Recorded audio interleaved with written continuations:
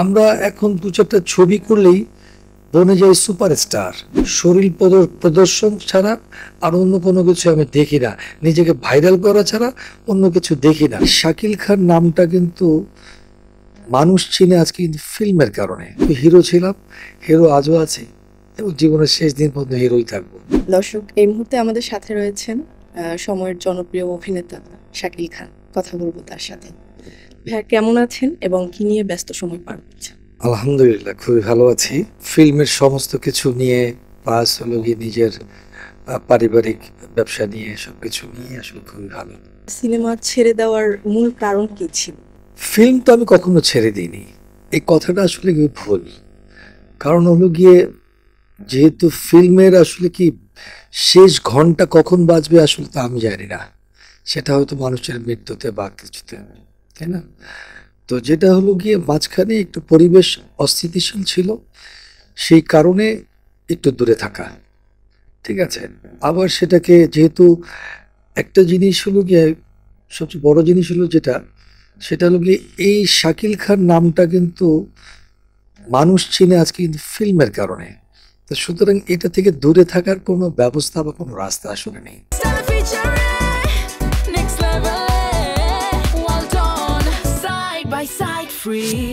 সময়ের কারণে তো অনেক সময় চেঞ্জ তো মানুষের ঘটে, ঠিক আছে। আগের জায়গায় না গেলেও যেটি আমি বুঝি, কারণ সেই পিছনের জায়গা তো কামব্যাক করে যাওয়া যায় না। তো এখন বর্তমান সিচুয়েশন অনুযায়ী সেই কাজগুলি করব, যে কাজগুলো আমাকে স্যুট করবে। কারণ আমি অ্যাকচুয়ালি যখন একটু কাজ কমিয়ে দিয়েছিলাম, অনেকে নেগেটিভ ক্যারেক্টারের কথাও বলেছিল। আমি বলেছি যে যেহেতু হিরো ছিলাম, হিরো আজও আছি এবং জীবনের শেষ দিন পর্যন্ত হিরোই থাকবো। আসলে এই খল চরিত্র আসলে অনেকে কিভাবে মেনে নেয় আমার জানা নেই, কিন্তু আমার কাছে কেন জানি এই নেগেটিভ জিনিসটা আসলে ভালো লাগে না। কারণ আমার কাছে মনে হয় যে একটি স্ক্রিনে যখন হিরো যখন দাঁড়ায়, তার সম্মানটাই আসলে আলাদা। আর নেগেটিভ ক্যারেক্টার করতে গেলে সেটা হলো গিয়ে মানুষ, দর্শক আসলে একটু রিভার্স ভাবে নিয়ে নেয়। তো সেখান থেকে আসলে সেখানে কখনো চিন্তাও করিনি, আর ওখানে কখনো যাবো না ওই ওই ইয়েতে নেগেটিভ ক্যারেক্টারে। আপনি অনেক লিজেন্ডারি অভিনেতাদের সাথে অভিনয় করেছেন যারা বর্তমানে পৃথিবীতে বেঁচে নেই। তাদের সাথে যে স্মৃতিগুলা কিভাবে স্মরণ করেন?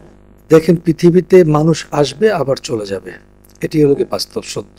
আমরা যখন কাজ শুরু করি তখন অনেকেই ছিলেন, যখন মনে পড়ে বাস্তবতা আসলে খারাপ লাগে। কোথাও যখন একা হয়তো বসে থাকি, তাদের কথা হয়তো মনে পড়ে, তখন খারাপ লাগে যে যে মানুষগুলো নেই। আবার মাঝে মধ্যে চিন্তা করি যে ওনারা চলে গেছেন, একসময় তো আমাকেও চলে যেতে হবে। বর্তমান ফিল্ম ইন্ডাস্ট্রি নিয়ে আপনি কতটা আশাবাদী? আমি আশাবাদী মানুষ, এটি আপনি সব ক্ষেত্রেই বলেন, শুধু ফিল্ম ইন্ডাস্ট্রি না, সব কিছু জায়গায়। কারণ হলো গিয়ে ফিল্মটা একেবারে পড়ে গিয়েছিল, তো সেখান থেকে যেহেতু এখন ডিজিটাল ফরম্যাটে যেহেতু ফিল্ম হয়, তো সুতরাং এখন কিছু ভালো ছবি হচ্ছে।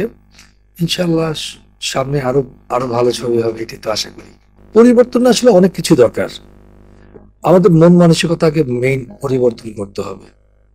যে জিনিসটা সেটা হলো গিয়ে হিংসা, এই জিনিসটা আমাদের প্রথমত দূর করতে হবে। আরেকটা জিনিস হলো গিয়ে ফিল্ম থিয়েটার, মানে সিনেমা হল যেটাকে আমরা বলি, এগুলো ডে বাই ডে কমে গেছে আমাদের নিজেদের কারণে। এখন গ্রামে গঞ্জে বহু জায়গায় মানে সিনেমা হল নেই। তা আমি মনে করি যদি থাকতো, অবশ্যই কিন্তু এরা মানে সিনেমা হলে গিয়েই কিন্তু ওই ফিল্মগুলো দেখতো, ঠিক আছে। আর এই যেটা বললাম যে হিংসা, এই হিংসা দেখেন, আমরা এখন দু চারটা ছবি করলেই বনে যাই সুপারস্টার, কিন্তু আমরা এতগুলো ছবি করেছি। আমি যদি আমার নিজের কথা বলি, যে আজও পর্যন্ত স্টার তো হতেই পারেনি, সুপারস্টার তো বহু পরের হিসাব। এই শব্দটি তো কখনো বলতে পারিনি, এই শব্দটি তো আসলে আসে না। আপনি কাজ করবেন, একটি কম্পিটিশন থাকবে, সবাই আমরা হাসি খুশিভাবে কাজ করব, এটাই হওয়া উচিত ছিল। কিন্তু সেখানে না হয়ে এখানে হলো গিয়ে মানে একটা মানুষ শরীর প্রদর্শন ছাড়া আর অন্য কোনো কিছু আমি দেখি না, নিজেকে ভাইরাল করা ছাড়া অন্য কিছু দেখি না। মানে এইটা যেন একটা কি জানি, এখান থেকে বেরিয়ে আসতে হবে।